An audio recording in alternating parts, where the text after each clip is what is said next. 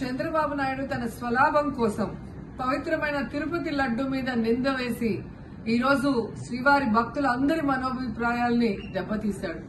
So మళ్లీ ఆ భక్తుల మనోభిప్రాయాల్ని పునరుద్ధరించాలని, దానికి సుప్రీంకోర్టు కలుగజేసుకుని ఇది విచారించి నిజానిజాలు తెలపాలని మొదటి నుంచి మేము కోరుకుంటూనే ఉన్నాం. ఈరోజు సుప్రీంకోర్టు ఈ కేసుని స్వీకరించడం జరిగింది. ఈ కేసులో సుప్రీంకోర్టు కనుక కరెక్ట్ గా విచారిస్తే చంద్రబాబు నాయుడు అన్కో చేసిన అబద్దాలు ఖచ్చితంగా బయటకు వస్తాయి. ఎందుకంటే మీరే చూశారు, చంద్రబాబు నాయుడు లాంటి వాళ్ళు ఒక సీఎం స్థాయిలో ఉండి తప్పు జరిగిందా లేదా అని విచారణ చేయకుండా, ఎటువంటి సాక్ష్యాధారాలు లేకుండా కేవలం జగన్మోహన్ రెడ్డి గారిని టార్గెట్ చేయాలి, ఆయన మీద నింద వేయాలి, ఆయన్ని హిందువులకి దూరం చేయాలన్న ఒక దురుద్దేశంతోనే ఈ యొక్క కామెంట్ చేశాడు అనేది స్పష్టం కాబోతుంది. ఎందుకంటే ఈరోజు సుప్రీంకోర్టు ఈ కేసు తీసుకునేంత వరకు, ఆ డేట్ అనౌన్స్ చేసేంత వరకు సిట్ వేయనే లేదు.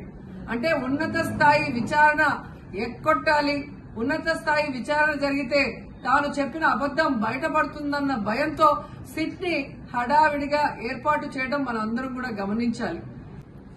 మొదటి నుంచి మాకు సిట్ మీద ఎందుకు నమ్మకం లేదు అంటే, తన పరిధిలో ఉన్న సిట్ ని చంద్రబాబు నాయుడు వేస్తే ఆల్రెడీ తను ఒక జడ్జిమెంట్ ఇచ్చేశాడు కాబట్టి దానికి లోబడే అధికారులు అబద్దాలు మాట్లాడతారు, నిజాలు చెప్పరు.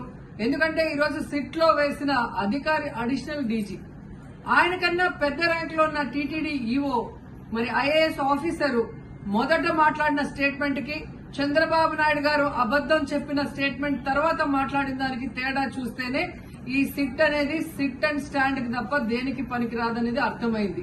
అందుకే మేము మొదటి నుంచి అడిగాము, సుప్రీంకోర్టులో విచారణ జరగాలి, సిబిఐకి డైరెక్షన్ ఇచ్చి విచారిస్తే ఖచ్చితంగా మత కల్లోలాలు సృష్టించాలనుకున్న చంద్రబాబు నాయుడు అన్కో అందరికీ కూడా బుద్ధి చెప్పే అవకాశం దొరుకుతుందని. సో ఈరోజు విచారణ స్టార్ట్ అయింది.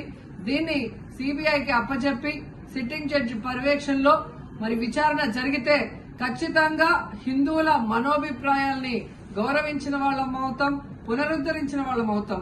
లేకపోతే చంద్రబాబు నాయుడు వేసిన ఈ నింద పవిత్రమైన లడ్డూని తినాలా వద్దా, దీంట్లో కలిసిందా లేదా అన్న అనుమానంతోనే భక్తులందరూ కూడా ఈరోజు లడ్డూ తినకుండా వెళ్లిపోతుంటే ఒక తిరుపతి అమ్మాయిగా చాలా బాధేస్తుంది. ఈ రోజే అలగర్ కోయిల్ మదురై దగ్గర దక్షిణ తిరుమల చాలా పవిత్రమైన టెంపుల్, ఇక్కడ భగవంతుడిని కోరుకున్నాను. ఖచ్చితంగా సుప్రీంకోర్టు ఇన్వాల్వ్ అయి ఈ కేసుని విచారించాలి. తప్పు చేసిన వాళ్ళని, అలాగే అంటే తప్పుడు స్టేట్మెంట్ ఇచ్చిన వాళ్ళందరూ ఎంత పెద్ద పొజిషన్ లో ఉన్నా కూడా వాళ్ళని శిక్షించాలి అని భగవంతుడిని కోరుకున్నాను, సుప్రీంకోర్టుని కోరుకుంటున్నాను.